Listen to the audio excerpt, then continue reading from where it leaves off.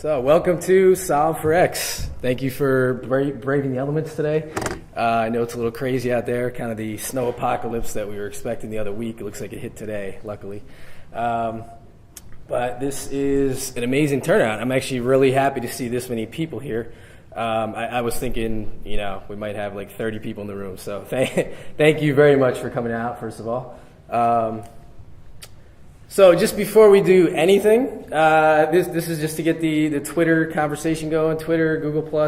If anybody wants to tweet and get the word out, you can go right there. There may be something in it for you, possibly. Not sure. So this is why we're here today. So we're here to talk about moonshots. As you heard some of the Google X people talking on that video, it's basically a huge problem that needs to be addressed with a radical solution that makes use of a breakthrough technology. We have some amazing moonshots here today. You're going to be hearing from these people. We've been searching for a while.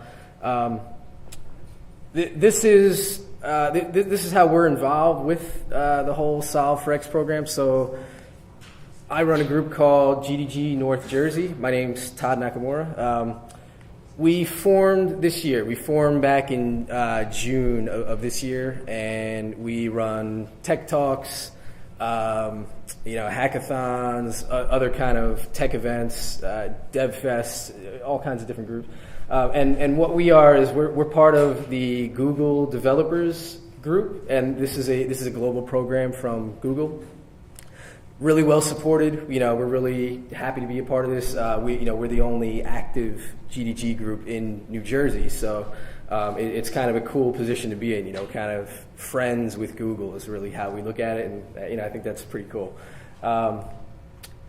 So this program that's running right now, this whole Solve for X program, this is just one. So first of all, this year is the first time that Google opened up this program to outside groups to host events. So Google started this back in 2012.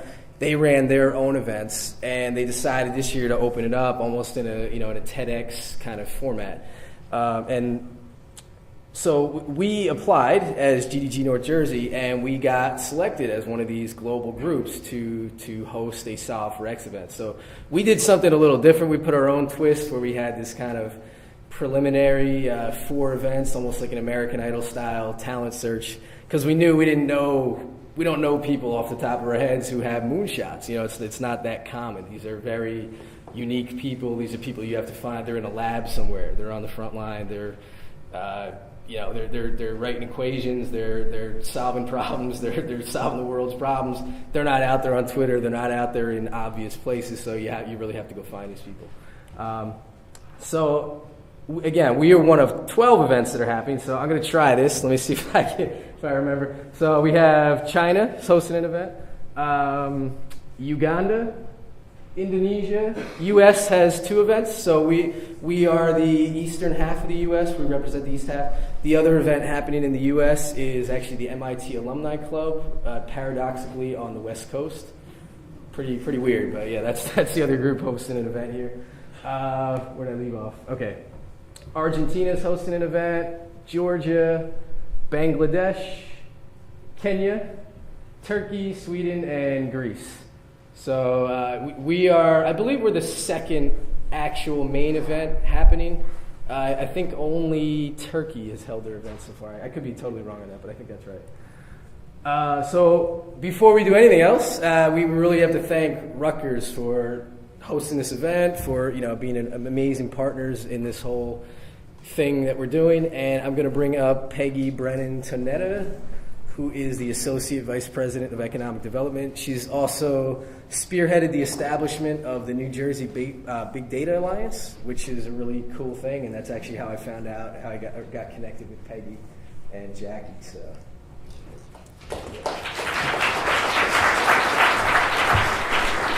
Thanks so much, Todd. We're just so honored that your group decided to host the final event here. And I'd first of all like to thank the team members who worked so hard in organizing not just this event, but 4 other events within the Northeast, including Boston. And if you could just come out and introduce yourselves. There's Jackie, who works in my office, Todd, Clark, Sylvia. Where's Sylvia? She's back there. And also Matt Creighton back there will help with the PR and marketing. And I'd also like to thank all of the students who worked so hard today to help make this a great event, and they're all in their red t-shirts. So let's have a round of applause for everyone who helped. Thank you so much. A lot of work went into this, and I think you're going to see some amazing presentations today. I believe that there were 72 applicants in total to the program. I believe around 60 or so did presentations at 4 events around Northeast, and we're here today with the finalists, the top 4 Moonshot projects, which are really quite impressive, and really excited to share their vision and their new innovations. And so with that, I would like to thank you all again for braving this weather. You truly all have the pioneer spirit coming out on a night like this. And really thank you for your time and effort and involvement in helping to work with the pioneers and evaluating and helping them along with their Moonshot concepts. So have a great evening, and thanks again for coming out and for helping us with this project. Thank you.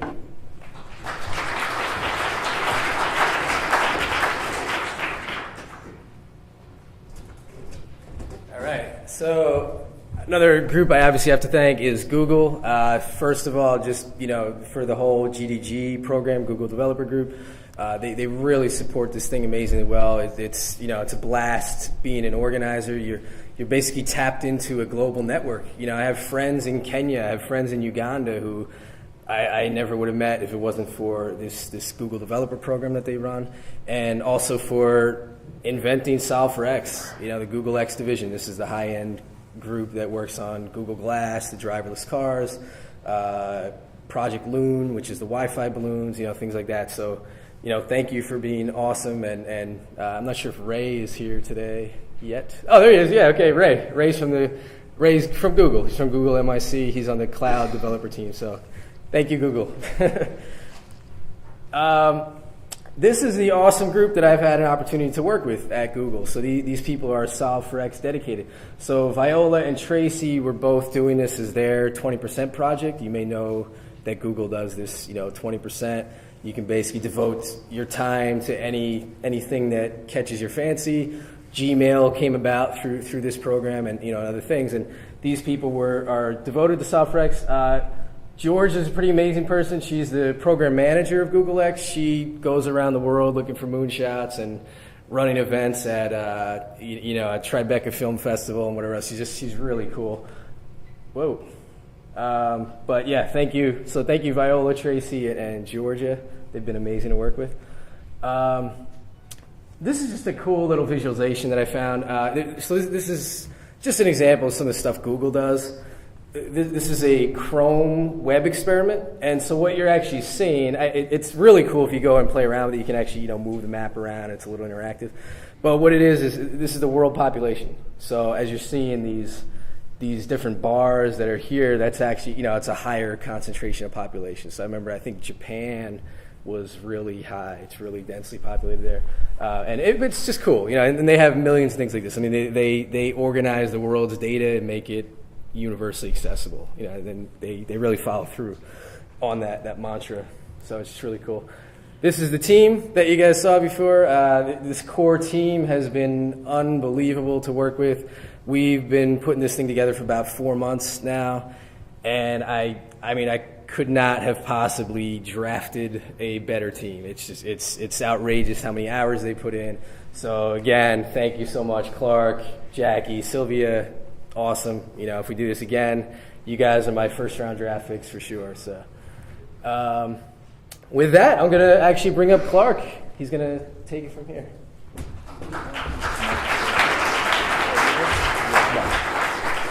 So Todd said that we spent a few hours. That's an understatement. It was a few hundred hours pulling this event together. But it started on a crisp October night. And we had this great vision of trying to pull together these amazing moonshots from across, we said, the eastern half of the United States. So about 26 states we thought we'd pull from.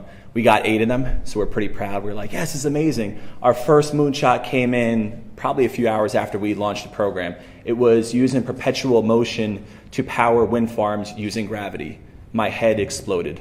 Like, I was like, what are we doing here? And that was the first of many brilliant moonshots that came through. And our goal was to target the eastern half of the United States, but something pretty cool happened. We got 3 countries, one of which, obviously, United States, thank God, our friends from the northern Canada. And we had our furthest application come from Perth, Australia, so the western half of Australia, which was really awesome and satisfying for us.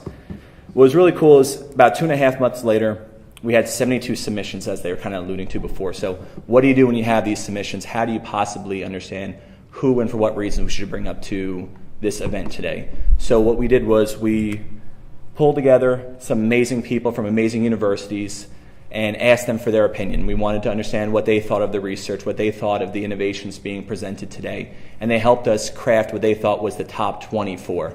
And so we took a nice road trip. We started in New Jersey, Montclair State, and we went up to Google NYC. Then we drove up to Boston, and then we drove back to Stevens. So 650 miles in total we spent. Todd was blasting the Elton John music the entire time. He really was. He actually threatened us with that. It was very scary. And what we did was we had about 400 people in the audience. We recorded every one of these events, much like we're doing today. Hi, Mom. And we sent these videos to Google and asked them for their advice and asked them, who would you choose? Who was the groundbreaking, the great idea under the sun? And they helped us come up with 4 amazing, brilliant ideas. So today what we have are these 4 brilliant ideas coming into one room, and we pulled together a panel and a group of scholars. So we had about 60 scholars. Probably 50 of you were proud enough to come here today, which thank God, and we're very proud of that. And in the room today I have some cool facts. I was looking at your LinkedIn profile, so I was the stalker stalking you guys. I found there was 132 awards in this group. There are 61 publications in this group, 43 patents.